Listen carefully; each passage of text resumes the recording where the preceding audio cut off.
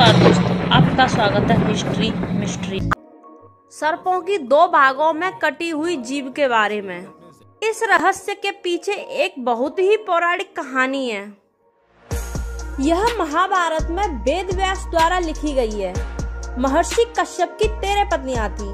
उनमें एक का नाम कद्रू था व एक का नाम विनिता था। यह दोनों सगी बहनें थी। विनिता के 2 पुत्र थे, गरुड़ व अरुण। कद्रू के 1000 नागपुत्र थे जो जन्म ले चुके थे। वह गरुड़ का जन्म 500 साल बाद होने ही वाला था। एक दिन कद्रू व विनिता बाग में बैठी थी, खुले आसमान के नीचे।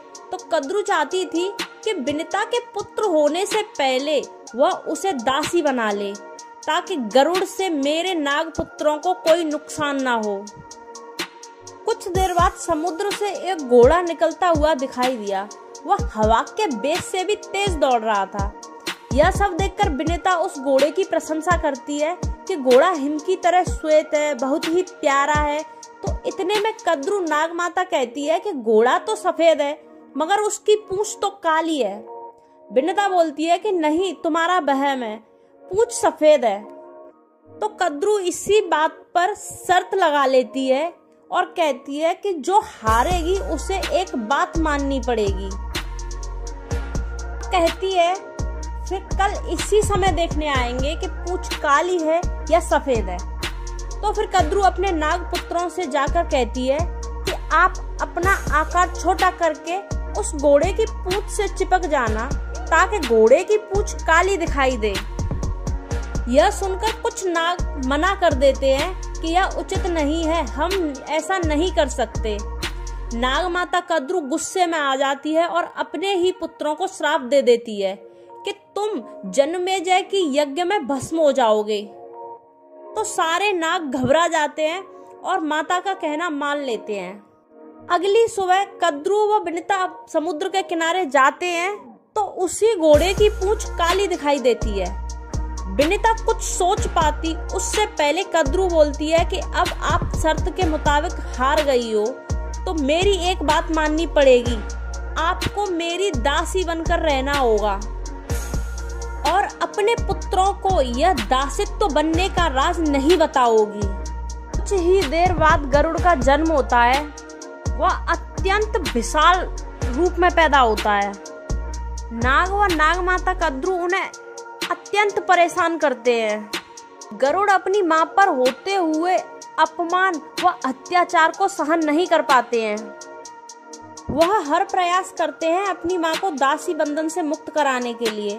फिर अंत में वह नागों से पूछते हैं कि तुमको जो चाहिए मैं वह सब देने को तैयार हूँ, बस मेरी माँ को इस दासित्व से मुक्त कर दो। तो फिर गरुड़ राज के सामने नाग एक शर्त रख देते हैं कि हमें अमृत चाहिए, वह अमृत लाकर हमें दे दो, हम आपकी माँ को मुक्त कर देंगे। यह सुनकर गरुड़ राज बहुत प्रसन्न होते हैं और देवराज इंद्र के पास जाते हैं। अमृत से भरा कलश उठा लेते हैं।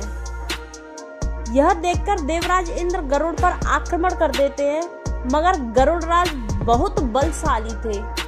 वह देवराज इंद्र को परास्त कर देते हैं और वहां से निकल जाते हैं। देवराज इंद्र को भगवान विष्णु का वरदान मिला हुआ था कि वह अमर हैं, इसीलिए वह फिर से जाकर फिर आक्रमण करते हैं और फिर उन्हें गरुड़ परास्त कर देते हैं। फिर देवराज इंद्र विनम्रता पूर्वक गरुड़ राज से बोलते हैं कि मैं तुमसे मित्रता करना चाहता हूँ, मुझे अपने बल व पराक्रम के बारे में बताओ। महाराज गरुड़ देवता इंद्र की मित्रता स्वीकार कर लेते हैं और अपने पराक्रम के बारे में बताते हैं कि मैं तीनों लोकों का भार लेकर उड़ सकता हूँ। देवराज इंद्र यह सब सुनकर डर जाते हैं और पूछते हैं कि यह अमृत तुम क्यों ले जा रहे हो। तो गरुड़ अपनी माँ के बारे में बताते हैं कि वह दासित्व के बंधन में कैद है, मैं उन्हें इस बंधन से मुक्ति दिलाना चाहता हूँ। तो देवराज इंद्र बोलते हैं कि नाग पूरी दुनिया पर राज करेंगे, वह अमर हो जाएंगे, सबको तहस नहस कर देंगे। मैं तुमसे अनुरोध करता हूँ कि तुम यह अमृत उन्हें ना दें। तो गरुड़ बोलता है कि मैं यह अमृत वहां जाकर रख दूंगा, आप वहां से चुपचाप जाकर ये अमृत उठा लेना। देवराज इंद्र गरुड़ से प्रसन्न होकर उसे एक वरदान मांगने को कहते हैं। तो गरुड़ बोलता है कि गरुड़ समाज का प्रिय भोजन नाग बने। देवराज इंद्र यह वरदान दे देते हैं।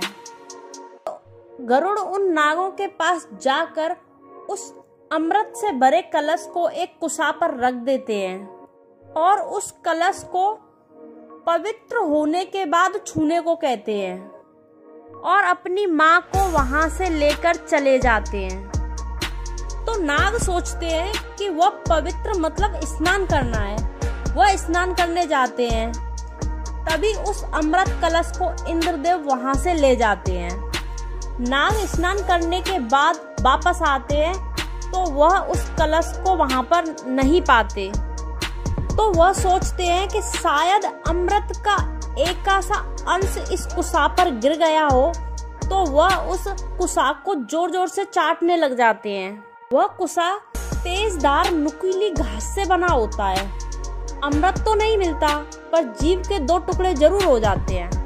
यही कारण है कि उनकी जीव 2 भागों में बटी हुई है।